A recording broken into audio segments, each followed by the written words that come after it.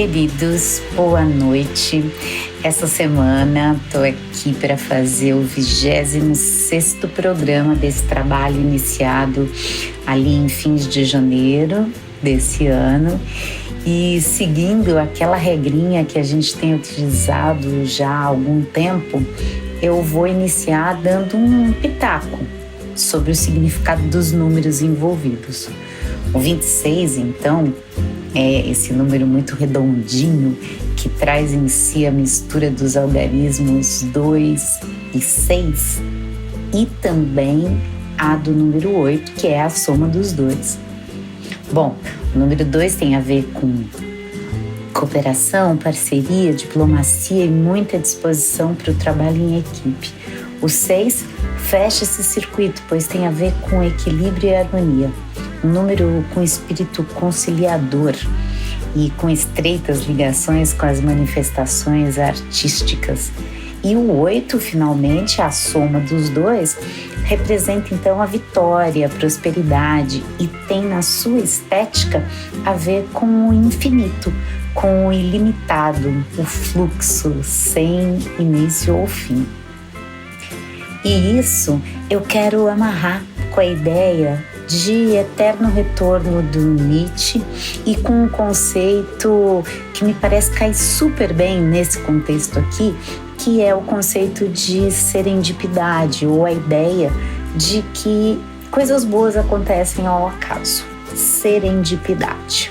Um conceito que vem da palavrinha serendipity, que significa uma feliz descoberta ao acaso ou a sorte de encontrar algo precioso onde a gente não estava procurando.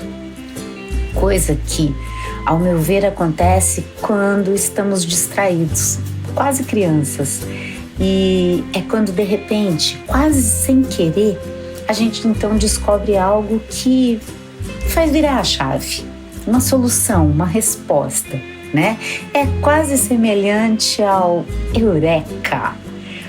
Uma forma criativa de lidar com uma situação encontrando um resultado inesperado para aquele caso. E aí, para não dizer que eu não fiz direito, eu não posso deixar escapar aqui a questão da serendipidade no direito. Pois é, eu fui pesquisar e descobri que em direito há serendipidade de primeiro e segundo graus. Porque o conceito de serendipidade também pode ser entendido como um encontro ocasional ou sem querer de provas durante uma investigação criminal. E daí vejam que curioso, o entendimento do princípio da serendipidade ficou muito evidenciado no começo da Operação Lava Jato, onde inicialmente foi aberta uma investigação com o intuito de investigar alguns aspectos e, contudo, no decorrer, foi se descortinando outros vieses que não iriam talvez aparecer sem a descoberta dos primeiros. Ou seja, serendipidade aqui no direito é como um encontro fortuito de provas relativas a algum procedimento criminal ou encontro fortuito de provas relativas a um delito diferente daquele que era objeto das investigações. Dito isso, ainda há o desdobramento desse princípio de serendipidade em primeiro e segundo grau. Primeiro grau, que é quando há uma conexão entre o crime originalmente investigado e o crime achado. E a serendipidade de segundo grau é onde os fatos descobertos durante a investigação não guardam relação alguma de conexão com o que está sendo investigado. Mas então vamos lá que interessante que é essa palavrinha tão deliciosamente usada para referir distrações geradoras de bons encontros e bons acontecimentos ao acaso, e que encontro fortuito foi eu localizar esse recorte jurídico no meio das coisas místicas. Isso aí é serendipity. Mas daqui nós vamos para outra, para trilhar então um pouquinho sobre o discurso das 3 metamorfoses que abrem o livro Assim Falou Zaratustra, escrito por Nietzsche lá no século XIX, que é o que eu queria falar ali, que eu disse no começo. né? Era isso que eu queria explorar. Eu não li esse livro, mas eu sei que é um livro que narra as andanças e os ensinamentos de um filósofo que se autonomeou Zaratustra após a fundação do zoroastrismo na antiga Pérsia. E de uma forma poética e fictícia, os episódios vão ali sendo descritos e podem ser lidos em qualquer ordem. Tem algo, então, muito interessante ali que eu queria trazer para vocês. Então, esse ponto que eu quero trazer, ele versa sobre as 3 metamorfoses do espírito, que são desnudadas pela analogia com o camelo, o leão e a criança. 3 metamorfoses que vão refletir 3 maneiras de entender a liberdade. Como bem diz a Viviane Mosé, resumindo essa metamorfose, a primeira delas fala da nossa relação com a vida e com as coisas na forma do camelo. Uma primeira identificação que nos situa em relação à obediência, ao fardo. A gente tem ali uma pequena autonomia e uma relação de servidão quase voluntária, ao medo. E que, se pensarmos bem, é fundamental à vida. O medo nos preserva, nos instaura num lugar de cautela, de proteção, de sobrevivência, né? Nesse grande deserto que é a vida.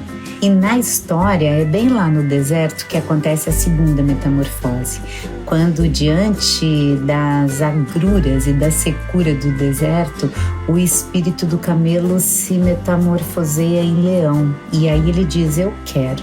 Ele brada a plenos pulmões: eu quero, eu farei. É a personificação de toda a proibição a fim de criar liberdade para si e um sagrado não ante o dever, uma agressividade que vem a serviço de um se desvencilhar de pesos antigos.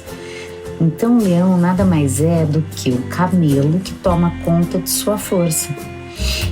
Ele se apercebe de suas capacidades e diz não, ao invés de renunciar. Mas para que esse não?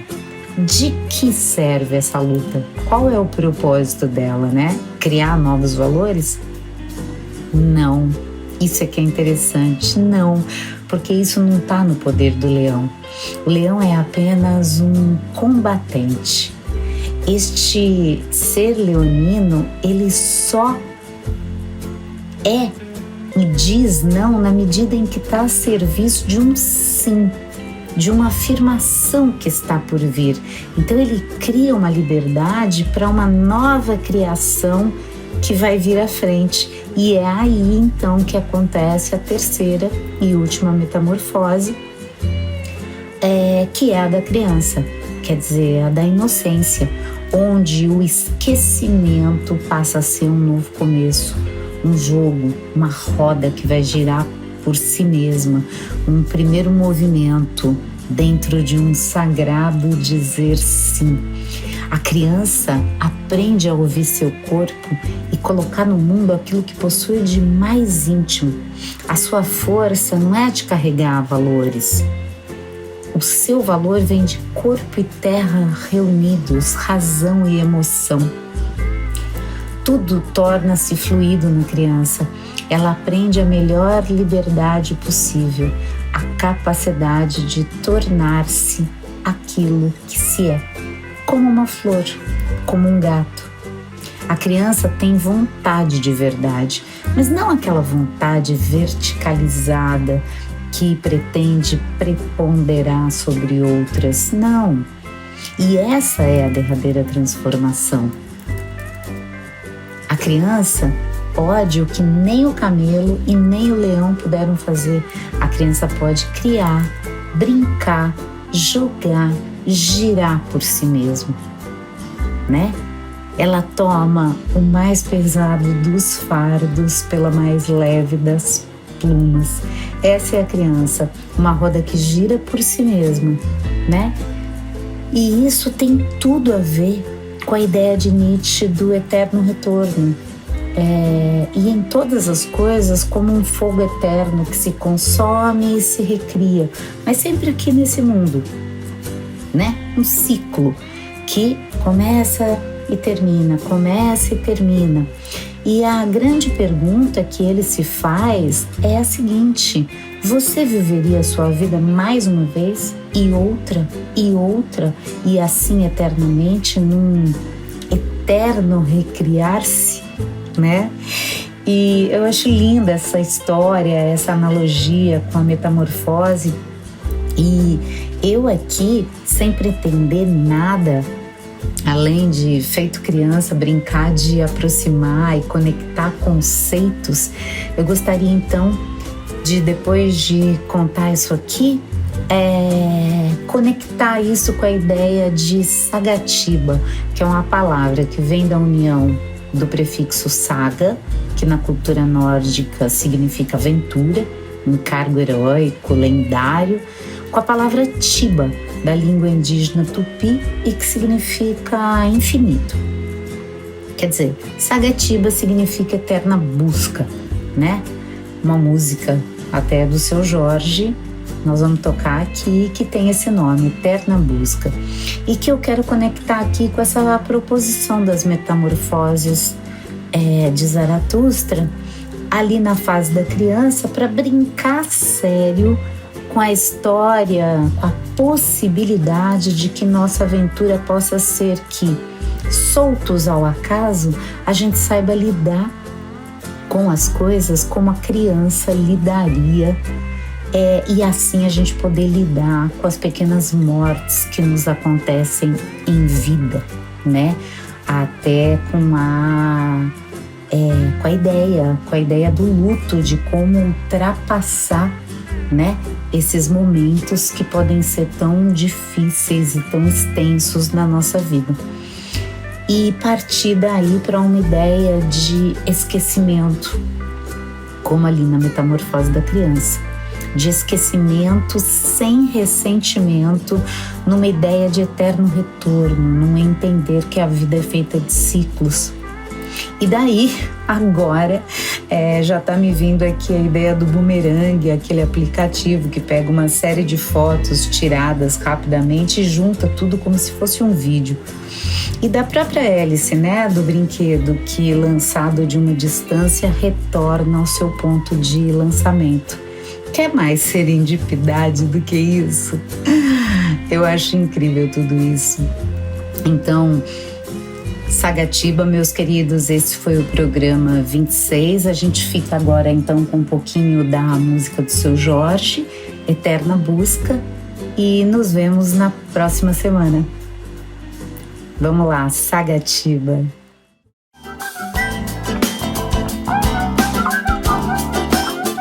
Minha aventura é a Sagatiba. Minha aventura é a Sagatiba. Saga quer dizer em busca. Tiba quer dizer eterno. Sagatiba, eterna busca do valor mais puro. Sagatiba, eterna busca do valor mais puro. Da pureza dos olhos de quando se ama alguém, do calor da beleza do sonho, da delicadeza do lábio que beija, da leveza das mãos que te fazem carinho, do atleta que veste que sua camisa, de uma mão que segura outra mão que precisa,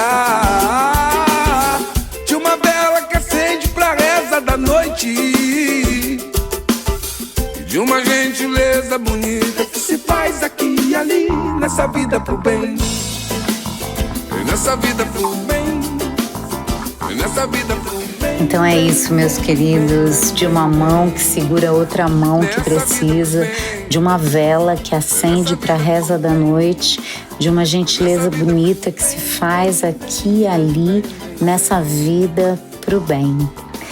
Eu sou Clotilde Zingali e apresentei o podcast Nas Ondas do Carro.